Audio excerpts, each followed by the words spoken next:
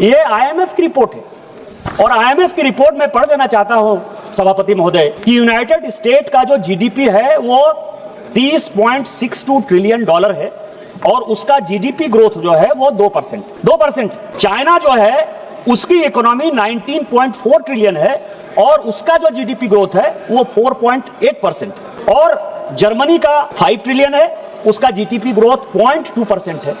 और भारत जो अब चौथी अर्थव्यवस्था है, इसकी इकोनॉमी 4.53 ट्रिलियन है और इसका जीडीपी ग्रोथ 6.6%। आप दुनिया को झुठला रहे हो, आईएमएफ को झुठला रहे हो, वर्ल्ड बैंक को झुठला रहे हो। आपने कभी इन चीजों के बारे में सोचा है कि आप पार्लियामेंट में जब इस तरह की बातें करते हो उसका इंपैक्ट क्या जाता है? कि भारत में तो विपक्ष का एक नेता उठकर बोला कि इनका डाटा ही फोर्स है जी, इनका डाटा ही फोर्स है।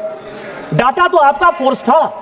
कभी आपने देखा कि 2008-9 में जिस तरह के हालात आपने पैदा किए, मैं स्टैंडिंग कमेटी फाइनेंस का सदस्य रहा सभापति महोदय, 2010 में इनका जीडीपी ग्रोथ 2.3%, 2011 में 3.2%, 2012 में 2.7%, 2013 में 3.4%। और जब इनको लगा कि इकोनॉमी की यह हालत रही तो हमारा क्या होगा, क्योंकि अटल जी छोड़कर गए थे तो उस वक्त हमारी इकोनॉमी 9% पर बढ़ रही थी। जब 2004 में अटल जी छोड़कर गए तो इन्होंने जो है जीडीपी का जो मापदंड था उस मापदंड को पलटकर किसी तरह उसको 5% कर पाए 2014-15 के।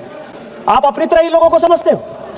इसी तरह से हम चौथी अर्थव्यवस्था बने और 2027 में जो माननीय प्रधानमंत्री जी और वित्त मंत्री जी का टारगेट है कि हमको तीसरी अर्थव्यवस्था बनना है, क्या इसी तरह के फोर्स ढांचे से बन पाएगा?